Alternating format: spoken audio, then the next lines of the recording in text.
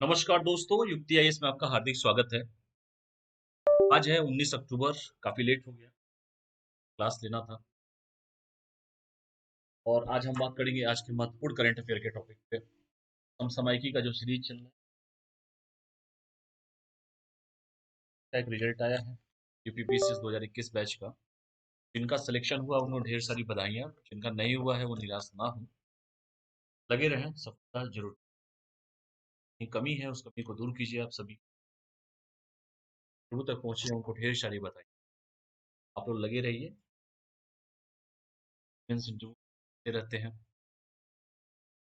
चलिए हम बात करते हैं आज के महत्वपूर्ण करंट अफेयर के टॉपिक। तीन टॉपिक है। एक है संयुक्त साइबर सुरक्षा अभ्यास पावर एक्स 2022 का आयोजन किया गया है। दूसरा है सर सैयद उत्कृष्टता पुरस्कार 2022 प्रोफेसर बारबरा मेटकाफ को दिया गया है। और तीसरा है कि भारत के विदेशी मुद्रा भंडार में 20.4 डॉलर मिलियन की वृद्धि हुई है। तीन टॉपिक है और इस सभी पे बात करेंगे। जिन लोगों ने चैनल को सब्सक्राइब ना किया, चैनल को सब्सक्राइब कर लिया। टेलीग्राम का लिंक है, युक्ति आईएएस का ऑफिशियल वेबसाइट है, जो मोबाइल नंबर है दिए गए नंबर पे भी आप लोग संपर्क कर सकते हैं। ऑलरेडी आप लोग कर ही रहे हैं।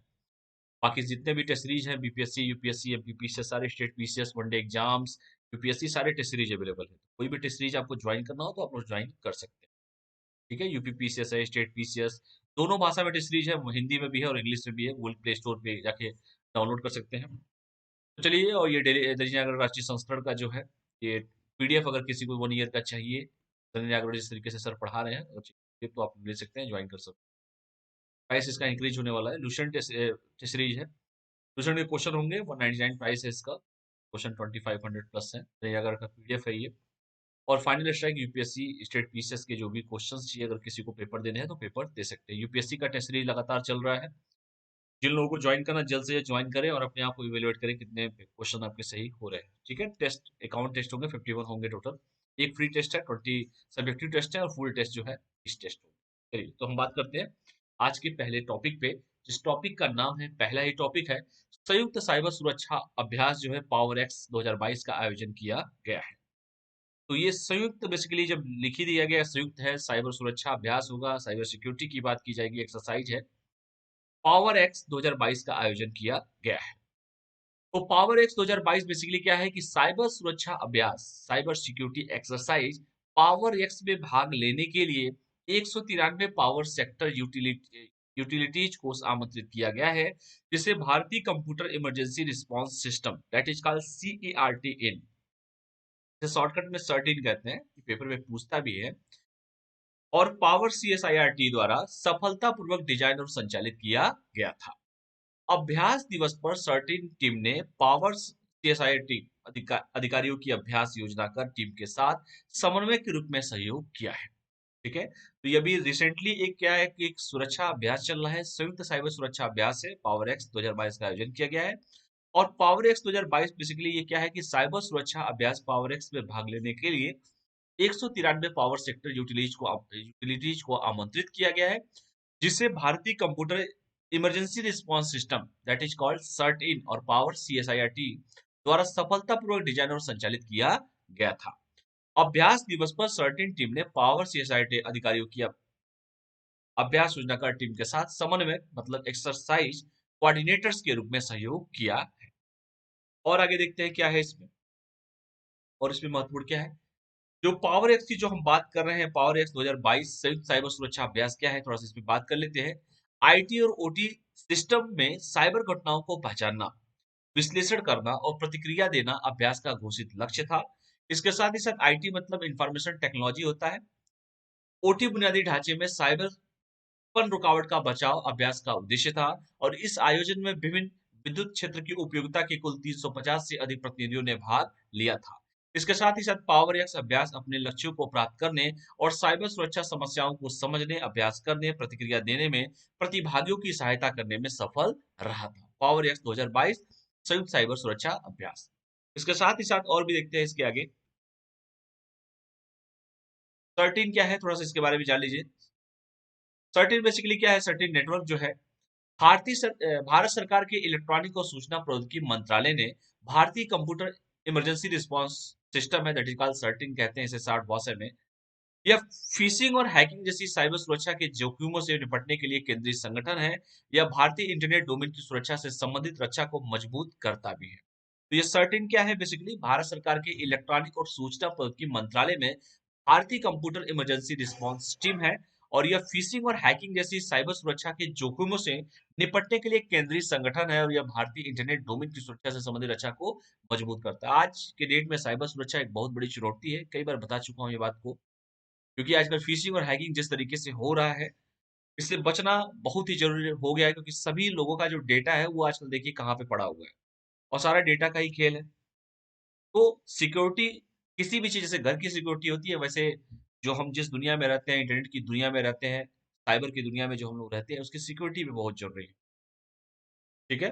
पावर सीएसआरटी क्या है, इसके बारे में देख लीजिए। यह एक विशेषज्ञ टीम जो कंप्यूटर सुरक्षा से जुड़ी स्थितियों पर प्रतिक्रिया करती है, उसे कंप्यूटर आपातकालीन प्रतिक्रिया टीम के रूप में जाना जाता है।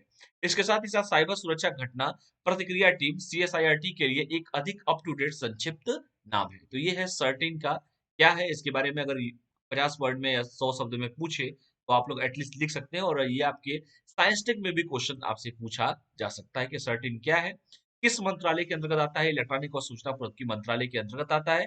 और पावर सीएसआरटीएस क्या है, ये भी आपको मैंने बता दिया, इसको अच्छे से आप लोग देख लीजिएगा।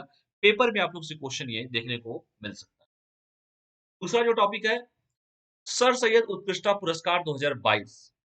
ठीक है? तो सर सैयद जो उत्कृष्टता पुरस्कार है 2022 का, प्रोफेसर बारबरा मेटकाफ को दिया गया है।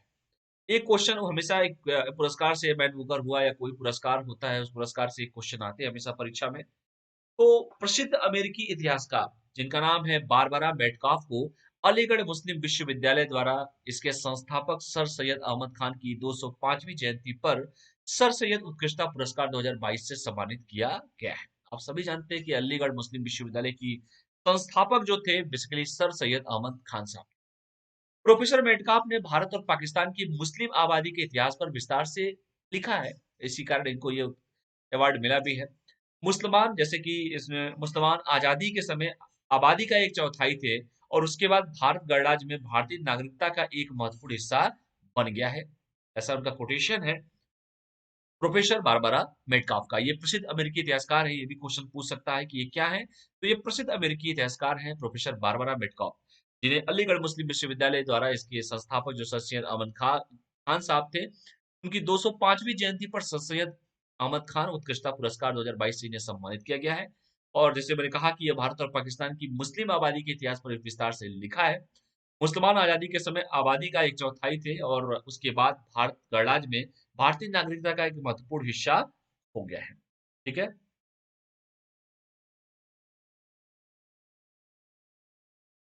चलिए और आगे बढ़ते हैं, के बारे में और जानते हैं। सर सैयद अहमद खान साहब के बारे में देखिए, मॉडर्न हिस्ट्री में तो सबसे इंपॉर्टेंट मतलब क्वेश्चन आते ही हैं, और सभी को जानना चाहिए, सभी लोग जानते भी होंगे। सर सैयद अहमद खान बेसिकली 17 अक्टूबर 1817 को जन्म हुआ था, और 27 मार्च 1898 को उनकी मृत्यु हुई थी। 19वीं सदी के ब्रिटिश भारत में एक दक्षिणी एशियाई मुस्लिम सुधारक, दार्शनिक और शिक्षाविद थे। क्या थे? एक दक्षिणी एशियाई मुस्लिम सुधारक, दार्शनिक और शिक्षाविद थे। प्रारंभ में हिंदू मुस्लिम एकता का समर्थन करते हुए वो भारत में मुस्लिम राष्ट्रवाद के अग्रदूत बने। प्रारंभ की बात कर रहा हूँ, जब हिंदू मुस्लिम ऐसा कुछ नहीं चल रहा था, सभी अभी नियम से चल रहे थे। जहां तक मुझे लगता है कि 1915 के पहले की बात अगर मैं कहूँ, सभी लोग साथ थे, जिन्ना भी थे, ऐसा कुछ बोला ही नहीं गया कुछ किसी के द्वारा कि धर्म के आधार पर राष्ट्र को बांटा जाए। तो प्रारंभ में हिंदू मुस्लिम एकता का समर्थन करते हुए वो भारत में मुस्लिम राष्ट्रवाद के अग्रदूत बने, और उन्होंने 1889 ईस्वी में एडिनबर्ग विश्वविद्यालय से मानद एलएलडी से सम्मानित किया गया था। वे धार्मिक असहिष्णुता, अज्ञानता, तर्कहीनता के खिलाफ थे। उन्होंने पर्दा प्रथा, बहुविवाह, तीन तलाक जैसी प्रथाओं की निंदा की, जिन तीन तलाक की चर्चा आज हम कर रहे हैं, वो ये सर सैयद अहमद साहब तो बहुत पहले कर चुके थे। पत्रिका इनकी जो है, बेसिकली देखिए आजकल पत्रिका से भी क्वेश्चन खूब पूछ रहा है। तहजीब अखलाक, जो अंग्रेजी में सोशल रिफॉर्मर के नाम से जानी जाती है, इनकी एक पत्रिका है, काफी महत्वपूर्ण पत्रिका है, काफी लोकप्रिय भी है। उन्होंने भारतीय परिप्रेक्ष्य को ध्यान में रखते हुए 1857 के विद्रोह के कारणों को स्पष्ट करने के लिए the causes of Indian revolt नामक पुस्तक भी लिखा है। काफी इंपॉर्टेंट है, बहुत बार परीक्षाओं में ये क्वेश्चन पूछा गया है। The causes of the Indian revolt किसके द्वारा लिखी हुई पुस्तक है? सर सैयद अहमद खान के द्वारा लिखा हुआ पुस्तक है। तो ये रहा थोड़ा सा डिटेल सर सैयद अमन खान साहब के बारे में, जिनको पुरस्कार दिया गया। उनका नाम तो शायद आप लोग बारबरा के बारे में सुना ही है आप लोगों ने। एक प्रसिद्ध अमेरिकी इतिहासकार हैं बेसिकली वो। तो ये देख लीजिएगा, और जो भी चीजें मैंने बताया कि इनके बारे में, ये क्वेश्चन कहीं से 100 शब्द 150 शब्द में आपको देखने को मिल सकते हैं। सर सैयद अहमद खान साहब के बारे में मैंने बता दिया।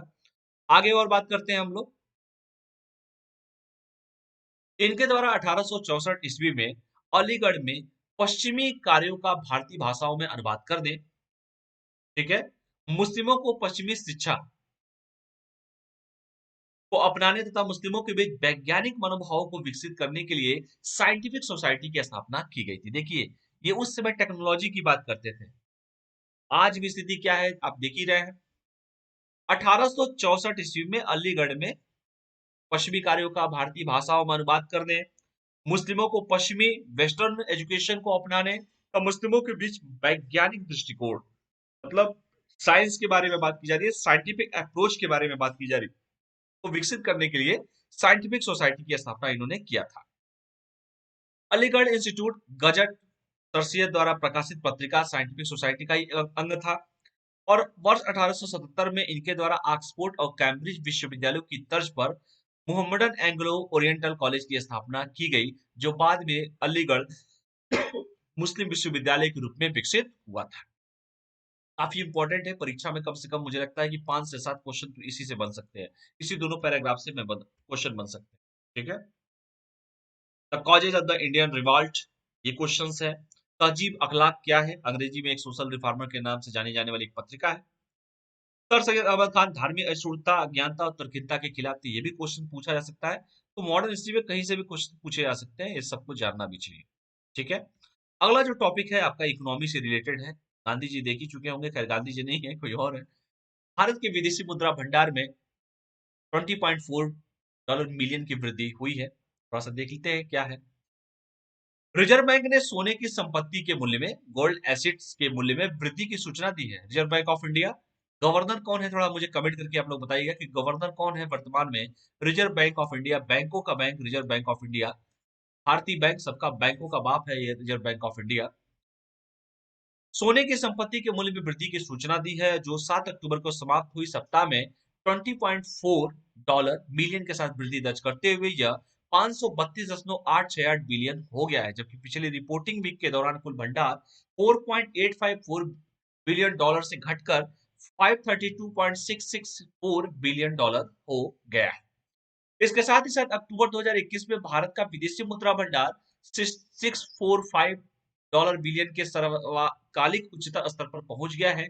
और भारतीय रिजर्व बैंक के साप्ताहिक सांख्यिकी पूरक के अनुसार 7 अक्टूबर को समाप्त सप्ताह में विदेशी मुद्रा संपत्ति कुल भंडार का एक महत्वपूर्ण हिस्सा 1.311 बिलियन डॉलर से घटकर 471.496 बिलियन हो गई है।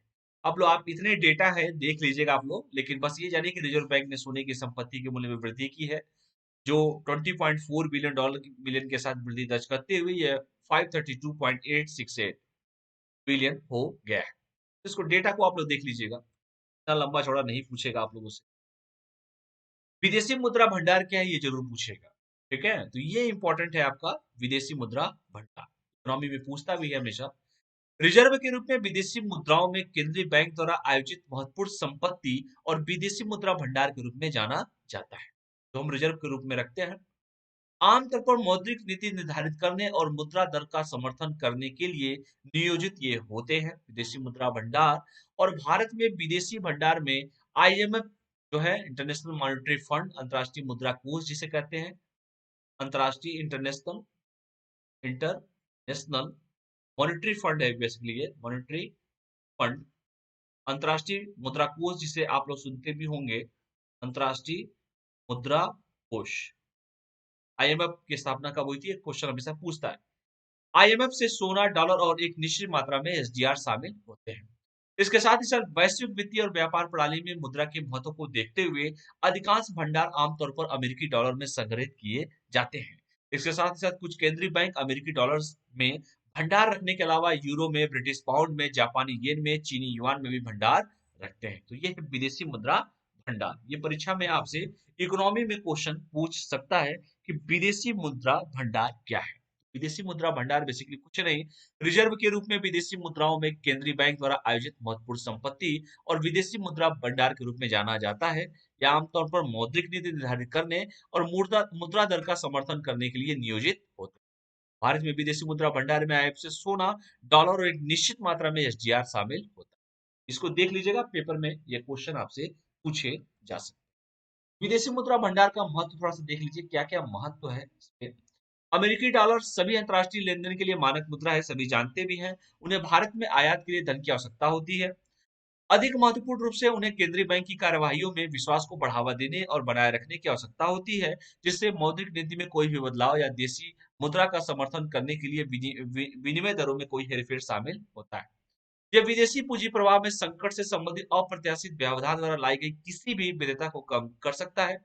और इस प्रकार तरल विदेशी मुद्रा रखने से ऐसे प्रभाव से सुरक्षा मिलती है और यह आश्वासन मिलता है कि बाहरी झटके की स्थिति में देश की आवश्यक आयातों का समर्थन करने के लिए अभी भी पर्याप्त विदेशी मुद्रा होंगी। ये है विदेशी मुद्रा भंडार का महत्व। इसको पढ़ लीजिएगा, क्योंकि हमेशा पेपर में से क्वेश्चंस देखने को मिल जाते हैं। विदेशी मुद्रा भंडार कि अमेरिकी डॉलर जो है सभी अंतरराष्ट्रीय लेनदेन के लिए एक मानक है और उस मानक को सभी को फुलफिल करना पड़ता है और भारत में आयात के लिए धन की आवश्यकता भी इनको पड़ती है।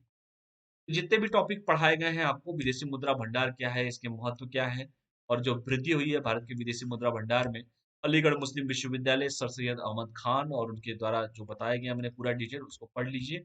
और जो मैंने कहा कि उत्कृष्टता पुरस्कार जो है बारबारा साहब को मिला हुआ है, कहाँ के रहने वाले, ये पूछ सकता है। सीएसआरटी जो है बेसिकली साइंस एंड टेक्नोलॉजी में क्वेश्चन हमेशा पूछा हुआ है, पूछेगा भी। और सीएसआरटीएस क्या है ये भी पूछ सकता है क्वेश्चन, तो इसको देख लीजिएगा आप सभी के सभी। ठीक है, संयुक्त सुरक्षा अभ्यास पावर एक्स का आयोजन किया गया है, कितने लोग शामिल थे ये आप लोग देख। चलिए आज के लिए इतना ही करते हैं, कल फिर मुलाकात आप सभी से होगी। और बाकी कोई भी इशू हो, कुछ भी पूछना हो तो दिए गए नंबर पे संपर्क आप सभी के। ठीक है, ये आरबीआई के गवर्नर कौन है, कमेंट करके आप मुझे बताइएगा। क्वेश्चन हमेशा पूछा गया है, कई बार गवर्नर से, राष्ट्रपति से, मुख्यमंत्री, राज्यपाल से भी आजकल क्वेश्चंस आ रहे हैं। ठीक है, चलिए आज के लिए इतना ही करते हैं, तब तक के लिए पढ़ाई करते रहिए, स्वस्थ रहिए, मस्त रहिए, पढ़ते रहिए। चैनल को सब्सक्राइब भी करिए, अपने दोस्तों को भी बताइए युक्ति आईएएस के बारे में। टेलीग्राम का लिंक है, ये युक्ति आईएएस का ऑफिशियल है वेबसाइट, टेलीग्राम को स्कैन करके भी जुड़ सकते हैं। थैंक्स फॉर वॉचिंग, कल फिर मुलाकात होगी, तब तक के लिए आप पढ़ाई करते रहिए। बहुत बहुत धन्यवाद, thank you all of you.